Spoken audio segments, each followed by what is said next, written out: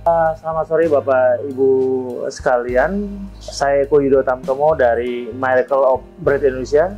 Kebetulan hari ini saya berada di kantor Kanwil Kumham Pontianak, di mana di samping saya ada seorang yang istimewa di wilayah Kumham ini, yaitu adalah staf ahli menteri dari Kumham, yaitu Pak Asep Kurnia. Tapi mungkin bisa dijelaskan lebih jelas mengenai posisi Bapak, Pak. Kenapa? Tentu saja ini akan memotivasi banyak teman-teman di luar. Silakan, Pak. Siap, baiklah, terima kasih Bapak Ibu sekalian, para anggota MOBI. Perkenalkan, nama saya Asep Kurnia. Saya 251086, Pak. Dol, ya itu seperti itu. Ya, Pak. Alhamdulillah pada hari ini saya berada di Pontianak, sekaligus juga menyerahkan sertifikat hak cipta MOBI. Dalam hal ini pola makan baru dan olah nafas, ada 107 kalau tidak salah ya Pak Eko, 107 voice note yang alhamdulillah sudah tercatat di Kementerian Hukum dan HAM. Nah, ini adalah merupakan salah satu perlindungan hukum terhadap ciptaan yang dibuat oleh Pak Eko. Kami tentunya seluruh anggota menyampaikan terima kasih yang sebesar-besarnya kepada Pak Eko. Makanya sebagai rasa syukur saya gitu, waktu itu saya berjanji, saya bilang kalau saya misalkan hasil uji filter baliknya bagus, sebetulnya tidak uji filter balik bagus pun saya, insya Allah saya bilang ini harus saya selamatkan untuk saya daftarkan hak ciptanya. Dan alhamdulillah sudah terbit. Ya, semoga ini membawa semangat lagi bagi teman-teman, juga membawa kemanfaatan bagi Pak Eko beserta teman-teman yang ada di sini. Iya. Bapak Ibu sekalian, perlu saya sampaikan pada hari ini, pada hari Selasa pagi tanggal 23 bulan 1 2024, saya mendapat kehormatan diundang oleh beliau, Bapak Asep, untuk hadir di penyerahan sertifikat hak cipta tentang voice note mengenai bagaimana menyembuhkan dari diabetes dengan pola makan, kemudian IF dan juga pernapasan. Dan ini mudah-mudahan menjadi kekayaan yang akan berguna buat teman-teman kita yang sakit diabetes dan ingin sembuh. Berapa lama dari mulai kenal MOBI sampai menemukan V terbalik ini, Pak? Jadi saya itu mulai MOBI itu kan tanggal 4 Juli, Pak Eko. Ya. 4 Juli 2023 ya. Jadi waktu itu saya dikasih tahu oleh sepupu saya yang di Surabaya, Pak Holili, waktu itu disampaikan. Dan dalam kurun waktu 3 bulan pertama itulah yang saya memang harus berjuang bagaimana menyesuaikan dengan pola makan baru itu. Pak Holili itu siapa, Pak? Pak Holili itu anggota MOBI. Masih saudara Bapak? Masih saudara saya, anak uak saya gitu kalau orang Sunda gitu. Iya. Beliau lebih kenal dulu MOBI, kemudian menyampaikan kepada Bapak. Betul. Nah, beliau ini menyampaikan hasil gula darahnya yang semakin bagus di grup ada namanya grup Raksa Praja. Itu grup kami keluarga menyampaikan itu. Dan juga beliau kadang-kadang menyampaikan yang lucu-lucu, Bu. Misalkan, oh ini celana saya ini udah 2 kali dipermak katanya gitu karena makin kecil gitu. Saya kok bisa ya gitu. Nah, akhirnya ya dari Pak Holili itulah kemudian saya dapat link gitu, saya pelajari, wah saya makin yakin, udahlah saya coba ikut. Dari bulan Juli 2023. Bapak V terbalik pada saat? Saya V terbalik itu saya ngasih ke Bu Carki ini 6 November. Kakak sepupu saya itu suka upload MOBI di grup keluarga. Nah, dia cerita bahwa gula darah saya sekian gini. Tiba-tiba kok saya, ini si Akang ini kok bisa begini gitu. Gimana gitu. Saya hubungin gitu. Gimana Kang gini. Kamu udah berapa lama? Udah 10 tahun saya bilang gitu. Saya kan udah umur 45 kena diabetes gitu. Di apa oleh dokter bola kamu diabetes gitu umur 45 itu. Nah dari Kang Holil inilah kemudian saya baca, akhirnya saya juga saya bilang, Kang gimana cara hubunginnya? Udah pokoknya nanti saya kasih tahu ke Bu Mary katanya gitu. Kang Holil ini yang hubungin ke Bu Mary, akhirnya Bu Mary ngubungin saya. Karena sebelumnya saya juga udah daftar ke Pak Freddy karena mungkin daftar tunggu kan, jadi yang lebih dulu malah Bu Mary. Jadilah saya anggota 251086. Tuh. Nah dari situlah kemudian kan mulai itu disampaikan apa voice note itu, ada yang 3, ada yang 4 gitu, betul. Gitu selama 1 bulan gitu. Nah cuma memang yang penting itu kita itu yang memang harus yakin dan kita harus mengosongkan dulu lah sementara gitu apa yang menjadi selama ini, bahwa makan nasi akan lemas, kata dokter ini adalah keturunan segala macam, itu saya kosongin dulu gitu. Ya. Saya harus percaya dulu itu. Selain juga saya meyakinkan istri saya. Karena yang paling berat itu karena saya kan nggak bisa makan sendiri Bu, nggak bisa masak sendiri gitu. Kan mesti minta dimasakin gitu. Nah ternyata istri saya oke, udah mau, baru saya mulai Pak gitu. Ya, mulai ya selama sebulan ini gitu. Terus dengerin dan saat itu saya udah mulai berapa dengar dari Pak Eko itu udah yakin saya berhentiin obat itu langsung. Bapak perlu waktu mendengarkan dulu, mencernanya, dan baru kemudian melakukannya. Saya itu jadi lebih ke apa ya? Kan Pak Eko di awal-awal kan memperkenalkan mobil, lalu begini-begini. Mulai masuk dalam pemikiran saya, udahlah saya bismillah aja gitu. Saya berhentikan obat. Gitu. Tapi karena sudah punya glukometer, ya jadi saya tiap pagi itu saya cek gitu. Saya cek, dites 120, cek, naik, kadang-kadang turun gitu. Tapi saya berkeyakinan, karena di grup yang lain itu ada yang sampai 300 berapa gitu, di grup itu. Nah sementara saya segitu gitu. Wah ini nggak pakai obat segini gitu.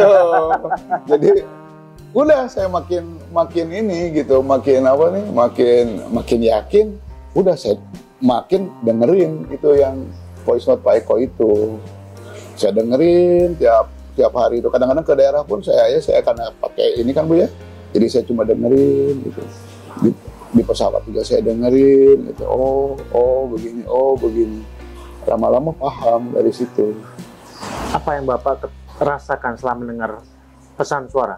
Wawasan apa saja yang terlihat? Ya selama ini wawasan kita kan bahwa penyakit diabetes itu keturunan. Ya. Penyakit diabetes itu tidak bisa disembuhkan, gitu kan. Jadi saya juga sebelumnya awalnya sudah hopeless gitu ya. Aduh, gimana nih? Sampai terakhir itu ke dokter di salah satu rumah sakit besar di Jakarta, dan dokter itu juga kebetulan profesor. Beliau mengatakan sama seperti itu. Ya artinya mohon maaf saya jadi berbohong waktu itu ke dokter itu gitu. Bahwa saya sampaikan bahwa saya perlu konsultasi dengan dokter gitu, karena saya masih memerlukan ada obat lain gitu, terutama obat pengencer darah dan obat untuk saraf Pak, karena masih ada kebas-kebas ini gitu. Jadi terpaksa saya sampaikan, tapi ya kembali yang disampaikan oleh dokter itu seperti itu gitu. Jadi tetap bahwa Bapak harus terima gitu kan. Bapak harus terima bahwa ini penyakit yang harus Bapak minum obat seumur hidup gitu. Itu dokter. Gitu. Apa rasanya Pak? Wah udah susah dibilang gitu. Makanya begitu ada alternatif seperti ini, dan saya juga mendengarkan dari voice note itu, saya pikir saya akan coba ini gitu. Begitu 3 bulan kan tadi saya simpan juga semua data cek gula darah saya itu mau saya catat semua. Pagi saya cek, nanti sebelum tidur saya cek, terus saja kayak gitu saya cek terus. Termasuk jenis makanan apa yang menaikkan menurunkan, jadi tahu. Jadi betul kata Bu Charki ini bahwa yang tahu kondisi Bapak itu adalah Bapak sendiri. Makanan apa yang masuk ke Bapak, apakah ini akan menaikkan atau tetap atau malah turun, hanya Bapak sendiri. Jadi kalau saya tanya ke Bu Carkini, Bu ini kira-kira ini akan naikkan nggak? Bapak pasti lebih tahu. Gitu. Nah, dari situlah saya mencoba ngikutin terus tuh apa yang Pak Eko ini kan, termasuk juga intermittent fasting segala macam gitu. Yang paling sulit menurut Bapak apa saja dan bagaimana cara mencari jalan keluarnya menghadapi kesulitan untuk melawan terutama di sekitar kita, Pak? Yang kesulitan kalau sekitar kita saya tidak begitu sulit karena itu kan mungkin kita punya komitmen, Pak ya. Yeah. Yang sulit itu justru dari keluarga, terutama dari istri ya, dari istri ya. Ya saya suami ya tidak mungkin saya masak sendiri gitu kan, pasti dimasakin. Kadang-kadang bikin scramble egg atau bikin telur rebus gitu ya, ataupun bikin broth, bikin kaldu gitu kan. Saya agak susah kalau saya harus bikin ini sendiri. Nah ini saya yakinkan sama istri saya, ini untuk kesehatan saya, tolong saya dibantu. Bagaimana tanggapan istri pada saat pertama kali, Pak, mengetahui? Pertamanya saya disampaikan bahwa apakah ini berbahaya atau tidak, karena tidak ada karbo yang masuk itu, ya. Pak. Karena ini kan sudah termindset di masyarakat kita bahwa karbo itu harus masuk gitu. Iya. Ya makan nasi gitu kan, yang harus. Kadang-kadang ada orang yang bilang, wah saya kalau tidak makan nasi lemas. Kan banyak yang menyampaikan gitu. Gitu. Nah tapi ini saya jawab dengan bukti-bukti hasil gula darah itu, Pak Eko. Makanya betul harus punya glukometer. Gitu. Karena langsung terbukti begitu kita makan gula darah langsung terbukti lihat turun. Iya, gitu. Iya. Jadi ketika saya cek lalu makan ya, lalu nanti 2 jam kemudian saya cek lagi, 2 jam kemudian turun lagi, loh berarti betul apa yang disampaikan oleh Pak Eko gitu. Jadi itu yang membuat saya juga tambah bersemangat sebetulnya, dan sering juga minta kepada teman-teman, ayo kita sama-sama gitu. 6 November saya mulai. 4-5 bulan ya. 4-5 bulan. 6 November. Saya lihat ada grafik-grafik sini, Pak, bisa perlihatkan pada kami supaya nanti para pemirsa juga melihat. Ini apa gunanya grafik-grafik itu buat Bapak gitu, Pak? Ya baik, terima kasih Pak Eko. Ini sebetulnya untuk penyemangat saya. Ya, jadi alhamdulillah saya di bulan pertama saya bisa mencatat ya, mencatat gula darah puasa dan gula darah sesaat. Artinya gula darah puasa ketika pagi-pagi saya cek, lalu nanti sebelum tidur saya cek. Seperti itu. Saya anggap sebelum tidur itu gula darah sesaat gitu. Nah, dari gula darah sesaat itu, ya ini misalkan ada seperti ini rekapitulasinya. Saya catat betul, termasuk juga tiap hari saya catat makan saya apa. Yang sebelum-sebelumnya nggak pernah saya bikin. Saya catat betul gitu. Dan ternyata begitu selama 1 bulan, lalu saya buat dalam bentuk grafik. Ketika ada yang naik gitu, gula darahnya baru saya lihat di catatan yang saya simpan di dalam note-nya WA di sini. Misalkan tanggal di sini ada tanggal berapa, bulan keberapa, kok saya tinggi. Saya lihat, oh ternyata saat itu saya makan, misalkan saya makan siomay. Waktu itu saya pikir siomay itu kenapa saya makan, mungkin ini ikan gitu. Ternyata di dalamnya ada tepung gitu. Lalu saya juga pernah makan gyoza gitu. Gyoza itu rupanya di dalamnya juga tidak murni hewani, ada tepungnya. Ada tumbuhan gitu. ya. Lalu juga misalkan makan sate gitu, ternyata sudah dibumbuin satenya itu. Ya ini jadi naik ya. Seperti itu. Nah ini saya bikin rekapnya setiap bulan, ada 3 bulan.